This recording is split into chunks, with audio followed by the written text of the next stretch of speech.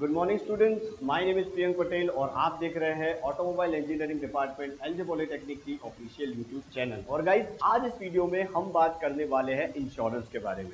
Insurance के बारे में आज हम मेन दो टॉपिक पढ़ने वाले हैं कि इंश्योरेंस के टाइप कितने हैं, जिसके अंदर सबसे पहला है लाइफ इंश्योरेंस और उसके बाद हम देखने वाले हैं जनरल इंश्योरेंस। अब सबसे पहले हम लाइफ इंश्योरेंस की बात करते हैं। तो जब भी कोई सजीव चीज का इंश्योरेंस लिया जाता है, मतलब स्पेशली जब कोई इंसान का इंश्योरेंस लिया जाता है, तो उसे लाइफ इंश्योरेंस बोला जाता है। अब लाइफ इंश्योरेंस मेनली दो टाइप के होते हैं, जिसमें सबसे पहला है हेल्थ इंश्योरेंस और दूसरा है मेडिक्लेम। अगर हेल्थ इंश्योरेंस की बात करें तो ये एक ऑलराउंडर इंश्योरेंस है, ऐसा हम बोल सकते हैं। मतलब कि इस इंश्योरेंस के अंदर आपके जीने के साथ और जीने के बाद दोनों कवर मिलते हैं। मतलब कि ये इंश्योरेंस अगर आपने लिया हुआ है तो अगर आपको कोई इंजरी होती है तो उस सिचुएशन के अंदर आपको पार्शियल कवर दिया जाता है, और वो नॉर्मली पॉलिसी के ऊपर डिपेंड करता है। अभी इतनी कॉम्प्रिहेंसिव पॉलिसी आ गई है कि जिसके अंदर आपको इंजरी के लिए भी मतलब रिन्यूमरेशन दिया जाता है, या फिर इंजरी के अंदर भी आपको कवर दिया जाता है, और आपके एक्सपायर होने के बाद आपको एक फिक्स रकम दी जाती है जो कि आपके लॉस होने पर आपकी फैमिली जो बियर कर सके। अब नॉर्मली हेल्थ इंश्योरेंस के अंदर दो टॉपिक कवर होते हैं, जिसके अंदर सबसे पहला होता है कि जब आप जी रहे हो, मतलब कि जब आप जिंदा हो उस टाइम पे आपको जो कवर मिलेगा वो, और आपके एक्सपायर हो जाने के बाद आपको अगर कवर मिलता है वो। यहाँ पर मैं आपको बता दूं कि पॉलिसी जो है वो एक टाइम पीरियड की होती है, मतलब कि 15 साल, 20 साल, 25 साल। तो उस साल के अंदर, मतलब पॉलिसी के बीच में अगर आप एक्सपायर हो जाते हो तो ही आपको एक्सपायरी के बाद मिलने वाला कवर जो है वो वैलिड मिलेगा। अगर आप उसके अंदर नहीं आते हो तो आपको वो कवर नहीं मिल पाएगा। उसके बाद आपको एक फिक्स रकम मतलब डिसाइड की होती है कि अगर ड्यूरिंग द पॉलिसी पीरियड आपको कुछ नहीं होता है तो आपको आपकी जो एकत्रित की हुई रकम है, जो आपने प्रीमियम के रूप में भरी थी, वो आपको वापस दे दी जाती है। मतलब कि ये एक सेविंग टाइप की भी पॉलिसी आप बोल सकते हो। उसके बाद जो दूसरा है वो है मेडिक्लेम पॉलिसी। अब मेडिक्लेम पॉलिसी नॉर्मली लंबी नहीं होती है, 15-20 साल की, जैसे कि हेल्थ इंश्योरेंस होता है।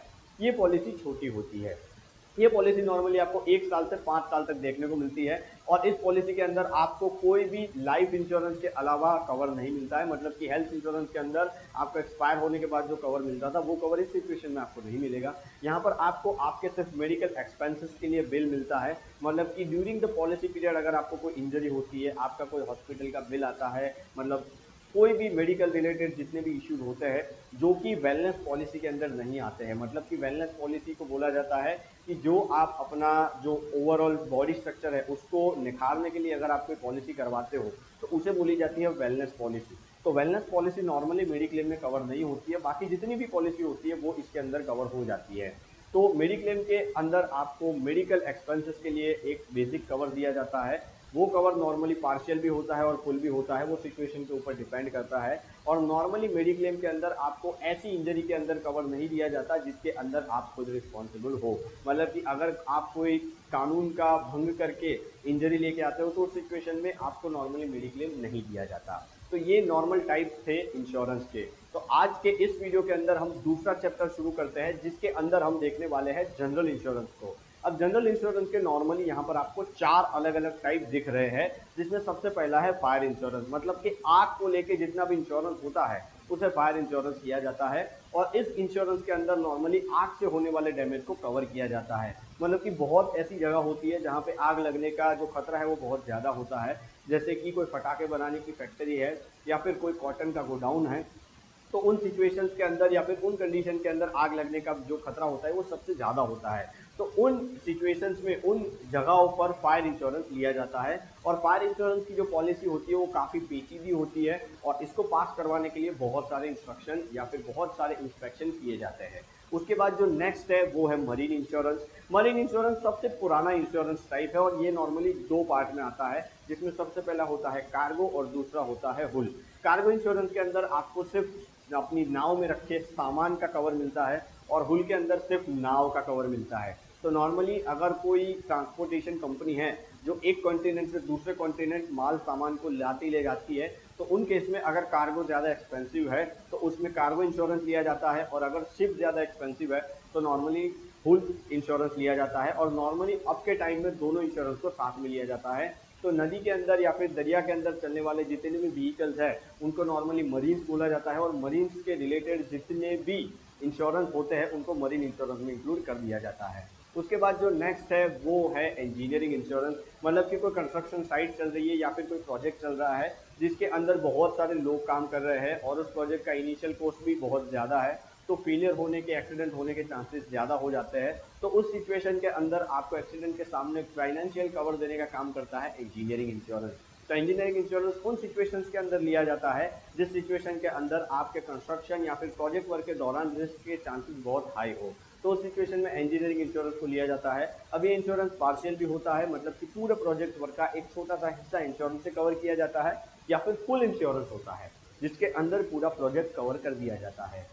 उसके बाद जो लास्ट टाइप है वो मिल जाएगा आपको इंजीनियरिंग इंश्योरेंस का। तो यहाँ पर हम आते हैं व्हीकल इंश्योरेंस के ऊपर। तो व्हीकल इंश्योरेंस के अंदर आपको 3 अलग अलग टाइप देखने को मिलते हैं, जिसमें से सबसे पहला है थर्ड पार्टी इंश्योरेंस, मतलब कि आप गाड़ी लेके रोड पे निकल रहे हो तो you are the first party, insurance company आपको कवर दे रही है, तो insurance company is the second party, और आपका जिसके साथ एक्सीडेंट होता है वो सामने वाला जो है उसको बोला जाता है थर्ड पार्टी। तो आप जब किसी को गाड़ी जो है उससे एक्सीडेंट करते हो तो सामने वाले को आपकी बदौलत डैमेज आया है तो उसकी रिस्पॉन्सिबिलिटी आपकी होती है।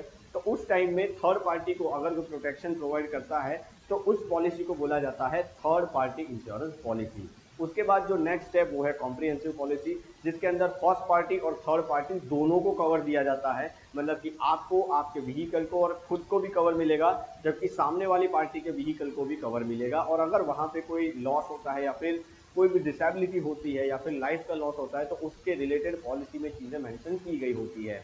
उसके बाद जो लास्ट है वो है जीरो डेप्थ पॉलिसी।